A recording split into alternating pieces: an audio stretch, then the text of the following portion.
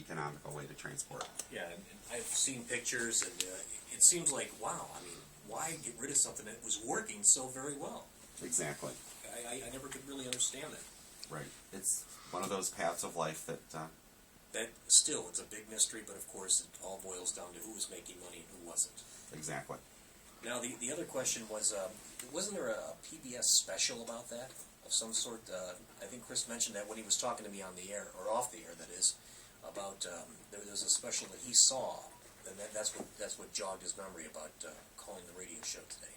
Okay, there may have been. I'm not familiar with that. Okay, all right. Well, this is the Ray Carr Show. We're live right here in the studio, and Dr. Ed is filming this. It'll be going coast to coast on YouTube very shortly. Doing this again?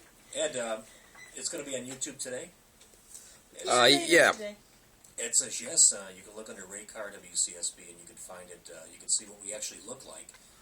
There's a reason that we're on radio, not TV. Now, you buck that trend. I don't know about that, Cindy. The Botox may help. I don't know. Robert Tarr, the train expert, is our guest. If you'd like to call and ask a question about trains, you can certainly do that. And the telephone number is 216-687-3515. You can also listen to us online anywhere in the free world, wcsb.org. And by the way, before I forget, thank you to all of our listeners. Thank you for Radiothon. It was the greatest year ever.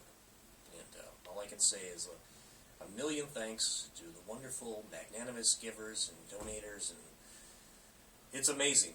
I don't know if you realize how much these people gave, and I won't say the amount, but it was very substantial, very kind. So, all of you, thank you. And the open house dates, and I will be here for those. Friday, November 18th, 4 to 8 p.m. Sunday, November 20th, 12 noon to 4 p.m. We'll be shaking hands and meeting people and just having a good old time. So hopefully we'll see you up here on those dates. And we'll be able to meet some of our listeners that I really don't get a chance to say hello to very often. I know that Robert is. Now Robert, let's talk a little bit more about trains here as we kind of weave our way in. Very good. Well, what I would like to discuss is with Christmas coming and people setting up trains under the tree, safety precautions to take.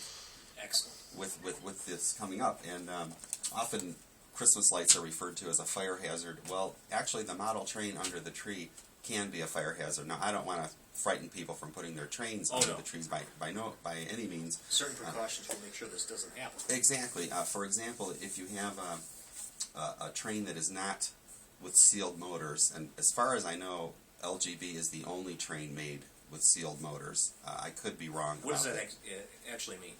A sealed motor is where you can't see any of the gears or the electrical components. Oh, okay. It's protected from carpet fibers. It's protected from water. Okay. And it's shielded. It's shielded, exactly. Anything that Lionel makes or any of the other makes, they are not sealed motors. Okay. As far as the O gauge, the HO, and that kind of thing.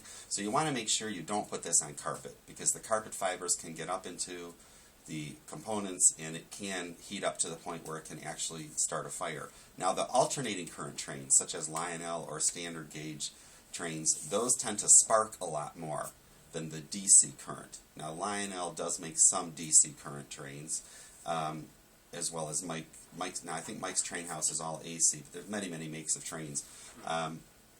These sparks can actually ignite a flammable material, like carpeting. So if you have a hardwood floor, that's fine. Sure. If you don't have a hardwood floor, put something under the track. Plywood is ideal. Now, plywood, of course, is flammable, but it won't ignite easily. The metal tinsel that we sometimes put on our trees, it's not. If you have older children that are 12, 14, 16, that's fine, because they can keep an eye on if tinsel falls on the track. Be sure to pick it up before you run the train. If you have younger ones, toddlers, metal tinsel and a train are not a good combination. Because if the metal tinsel falls over the rails, it can actually make a short circuit to cause a problem. Or maybe an inebriated adult, perhaps. That as well.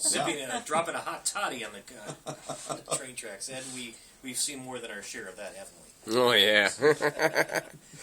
No, I love trains, and I love all sorts of them. I love the HO, and mine is called exactly what now? Okay. Let's get the picture of this. All right, this is Lionel. It's O gauge, but this particular one is called O27. It fits on a tighter radius curve.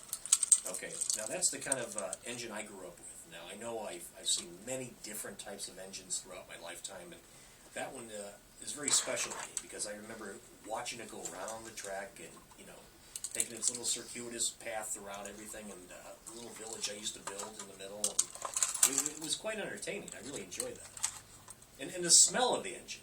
Oh yes, definitely. I mean, the coal car had a certain smell to it. It was fantastic. Right. And to clarify, the coal car you're referring to is is Right. the tender. And now steam locomotives have a tender which will allow the locomotive to continue running a long distance because it has the additional water and coal or wood if it's a wood burner, or oil if it's an oil burner, to fuel the locomotive for a long distance. So the tender is different than a coal car. To clarify, a coal car actually would carry coal behind the locomotive. The tender tends to the locomotive.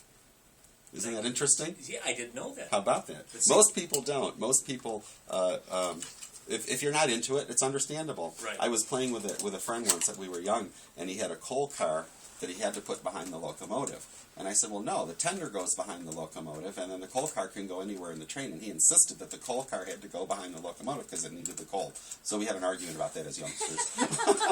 But so goes life. But Robert, that's really good to know that because everybody thinks that, but now that we know the true story, that's why we do interviews, so we can pick up more information and stuff we don't know. Otherwise, why would we interview people, right? Exactly. As a matter of fact, even some of the modern diesels out west, in our modern era of railroading, had diesel fuel tenders that they would put behind the locomotives to make sure the locomotive can make it across the desert without having to refuel. That would make sense because it's so hot. It's hot and it's a long trip. Yeah. Right. It's a couple 100 miles between Las Vegas and Los Angeles, I believe. Yeah, I don't know. At least it's quite a distance. I think it's quite a distance. I know it's far from I here. think it's about 8 hours, isn't it? Well, it seems more. I think we have another telephone call, Robert. Okay. You're on the radio. Well, I'm doing fantastic. How you doing?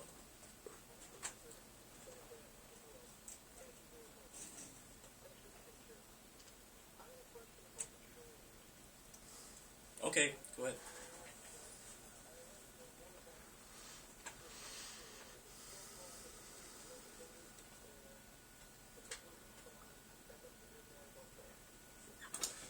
Okay, well, different manufacturers have different ways of making their trains smoke. Lionel has a pellet system and they have a liquid system. Most of the companies, Mike's Train House, USA Trains, they use a liquid system. LGB, HO Scale, they're a liquid system. The liquid system, yes, it is. Well, every manufacturer has a high end and a low end. They all do. But yeah, LGB is high end. Lionel makes some high end products too.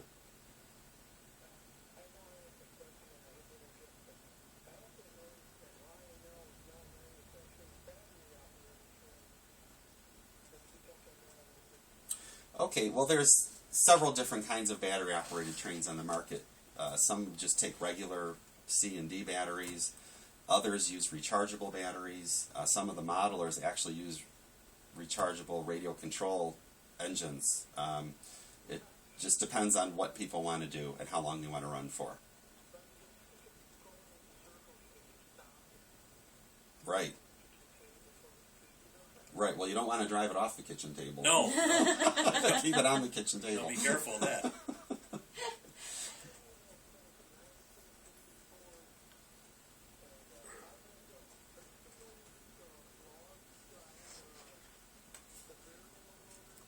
A little bit.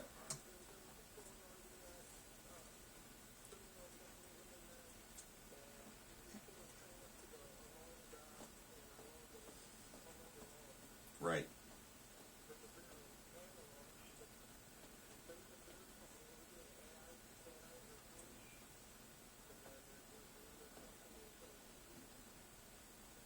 Yeah, I remember that, yeah. And was your question about the solenoid, or you're just explaining how it works? Exactly. And the solenoid...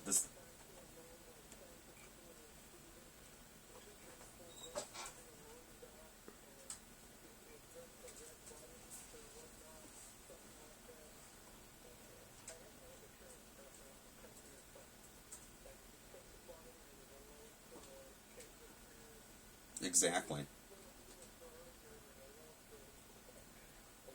Right. The automatic cars are a big hit. They are, and that's what Lionel and American Flyer for years battled each other with automated systems. Lionel won the battle, but that's what animation is. What makes a train set exciting. It really does. Yeah. Those moving cars and moving activities like that. If your set's been away for 10 years, when you pull it out, make sure you lubricate it before you use it. You're very welcome. All right, thank you very much for the call. We'll be right back here on the Ray Carr Show in just a moment.